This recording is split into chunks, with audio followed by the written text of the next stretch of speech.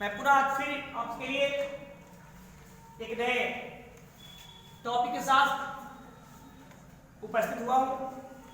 जैसा कि आप सब जानते हैं कि आपका पब्लिक एक्सपेंडिचर टॉपिक चल रहा है, उसमें आज प्रोफेसर फिंडेस सिराज साहब का टॉपिक है और उसमें आप बताएंगे, बात करेंगे प्रिंसिपल ऑफ पब्लिक एक्सपेंडिचर में अदर प्रिंसिपल के संबंध में एक अलग सिद्धांत इन्होंने दिया प्रोफेसर फिंडेस सिराज साहब ने, और बताया कि सार्वजनिक व्यय का क्या औचित्य है, क्या होना चाहिए, सार्वजनिक व्यय किन किन परिस्थितियों में कैसे होना चाहिए, इस बात पर विशेष बल देना चाहिए। किसी भी देश की सत्ता पर काबिज वहां के पदाधिकारी, देश के शासक प्रशासक को चाहिए, प्रदेश के शासक को चाहिए कि उस सत्ता को किस प्रकार हैंडल करे और देश काल में किस प्रकार से उसे अपने जो इनकम है, आय व्यय का ब्यौरा है, वो कैसे समायोजित करेंगे, उनको व्यय कैसे करना है, इन सब बातों पर चर्चा किया है प्रोफेसर फिंडेस सिराज साहब ने।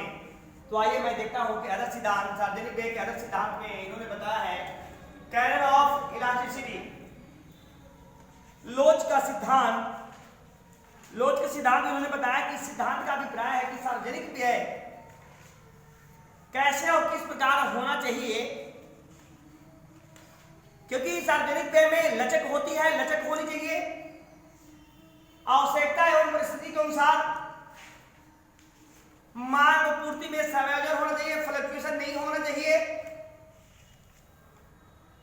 और जैसी देश का हो, जैसी स्थिति हो, उसके अनुसार अकॉर्डिंग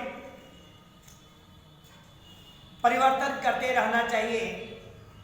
व्यय कब कितना करना है, कितना नहीं करना है, इस पर गवर्नमेंट को हमेशा कुछ न कुछ परिवर्तन करते रहना चाहिए। कहाँ कब कितनी मात्रा में कीमत बढ़ाना है, कम करना है, महंगाई कम करना है, कितनी व्यय करना है, कितनी व्यय नहीं करना है, अकॉर्डिंग टू आवर रिसोर्सेस आपको फ्लेक्सिबिलिटी होनी चाहिए, लचीलता होनी चाहिए। सेकेंड पॉइंट उन्होंने बताया कैन ऑपर्चुनिटी, एक देश की सत्ता को चाहिए कि उत्पादन में वृद्धि कैसे हो, उत्पादकता में वृद्धि करने के लिए, लोगों को रोजगार को बढ़ावा देने के लिए सत्ता को हमेशा सार्वजनिक व्यय इस प्रकार करना चाहिए कि अधिक से अधिक लोगों को रोजगार मिले, रोजगार का मुहैया हो, लोग बात के अपना इनकम गेन करें, राष्ट्रीय आय में वृद्धि हो। इससे देश की आर्थिक स्थिति में कल्याण होगी, आर्थिक वृद्धि होगी, लोगों को कल्याण होगा, क्योंकि आज हर देश के प्रत्येक राज्य अपने आप को कल्याणकारी राज्य घोषित कर चुका है।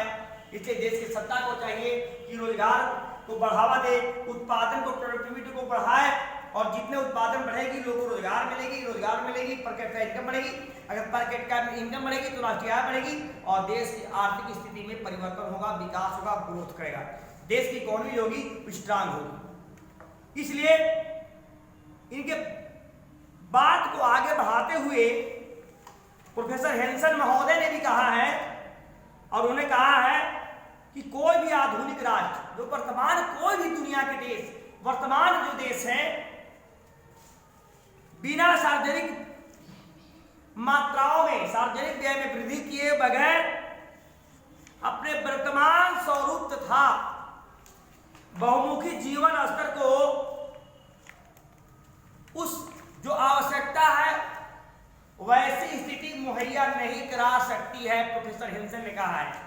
इसलिए सार्वजनिक व्यय आज अधिक से अधिक मात्रा में होनी चाहिए।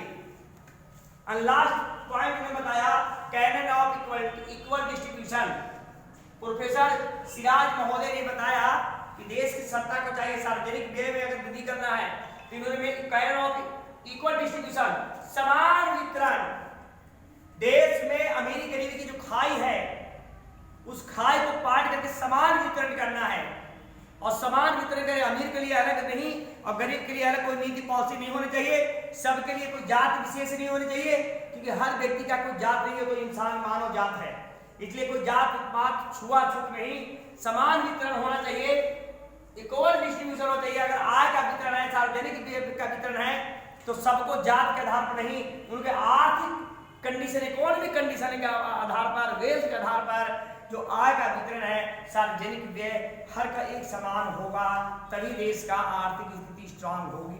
Professor Frederick Shiraz. इसके बाद इस प्रकार कहा जाता है कि उपरोक्त सिद्धांत में अगर देखा जाए तो हम ये कहेंगे कि सार्वजनिक व्यय कैसे किया जाए जिससे कि देश की जनता जनार्दन को अधिक से अधिक लाभ मिल सके। देश में निवास करने वाले जनता जनार्दन को यदि ज्यादा मैक्सिमम सोशल बेनिफिट कैसे मिलेगा, यह बात होनी चाहिए। देश के निचले पायदान पर रहने वाले हमारे भाई बंधु समाज के लोगों को जो आवश्यकता है वो नहीं मिल पा रही है, कैसे मिल पाएगी? इस प्रकार के सार्वजनिक व्यय सरकार के द्वारा किया जाना चाहिए। कोई धर्म विजय हिंदू मुस्लिम सिख ईसाई के आधार पर नहीं, बल्कि मानव के आधार पर, इंसानियत के नाम पर सरकार को हर जगह समान डिस्ट्रीब्यूशन करना चाहिए। अब आता है प्रश्न आता है कि canon of public expenditure in India, Bharat में लोक व्यय के सिद्धांत। Canon of public expenditure in India, Bharat में लोक व्यय के सिद्धांत। दोस्तों मित्रों, जैसा कि जानते हैं भारत में लोक व्यय के सिद्धांत, भारत में लोक व्यय के सिद्धांत के लिए 5 बातें बतलाई गई है कि भारत में विकासशील largest, the second largest population in the world, दुनिया का दूसरे जनसंख्या आबादी वाला देश में भारत में सार्वजनिक व्यय की क्या क्या पॉलिसी है, देश की सत्ता क्या करती है, आइए उस पर हम चर्चा करेंगे। तो पहला पॉइंट है principal of maximum social advantage, अधिकतम सामाजिक लाभ का सिद्धांत। दोस्तों मित्रों, जैसा कि हमने एक चैप्टर पढ़ा है maximum social advantage, principal of maximum social, अधिकतम सामाजिक लाभ का सिद्धांत, इसमें 2-3 सिद्धांत पढ़ा, उसमें प्रोफेसर डाल्टन का सिद्धांत, मस्ग्रेव का सिद्धांत और प्रोफेसर उर्मिला हिक्स का सिद्धांत, मैंने 3 सिद्धांतों का स्टडी किया, अध्ययन किया है और बताया गया है कि सरकार की एक योजना होती है, प्लानिंग होती है, स्कीम्स होती है, और स्कीम ये है कि principle of maximum social advantage, अधिकतम सामाजिक लाभ, अधिक समाज का लाभ कैसे हो, the how will maximum social advantage advance for our society, for every government, every modernised government. वर्तमान समय की जो सरकारें हैं, सत्ता है, उनको आज अपने आप को घोषित करा कल्याणकारी राज। तो कल्याणकारी राज में 3 बातें, सिद्धांत, प्रिंसिपल, मैक्सिमम अधिकतम, एडवांटेज मतलब लाभ। कैसे किस प्रकार ये लाभ मिलेगा? Maximum social advantage, social advantage मसा कैसे मिलेगा? तो ये आप पर रिसर्च करना पड़ेगा, कंसीडर करना पड़ेगा कि हमको ऐसा सिद्धांत लाना है जहां अधिकतम हो। किसको लाभ, किसको मिलेगा लाभ? सोशल को, सोसाइटी को। किसको? सोसाइटी को, समाज को लाभ कैसे मिलेगा? गरीबी कैसे दूर होगी, बेरोजगारी कैसे दूर होगी, लोगों को रोजगार कैसे मिलेगा? जो अनएम्प्लॉयमेंट बैठा बेरोजगार लोग सड़क पर, 44 करोड़ आबादी, आधा से करीब अब आधा बराबर हो गया। अगर इस बार सेंसस आएगा तो पता चलेगा 50% ऊपर लोग गरीबी रेखा के नीचे आ गए हैं, 48.7 तो था ही। तो ऐसी स्थिति में सरकार की क्या प्लानिंग है, क्या स्कीम है, क्या योजना है उन बेरोजगारों के लिए जो रोजगार पर एजुकेटेड होकर के रोजगार नहीं मिल पा रहा है? ऐसा क्या करे, गवर्नमेंट को क्या करना चाहिए कि जो निचले पदान पर बैठे हुए हैं पता उनको भी अधिक लाभ मिले? तो सरकार को ऐसी प्लान, स्कीम, योजना लानी चाहिए। कोई खाते खाते मरे, कोई खैला भी नहीं मिले, ऐसा नहीं होना चाहिए। हर आदमी को इक्वालिटी बिफोर द लॉ, कानून के समक्ष सब में समानता होनी चाहिए।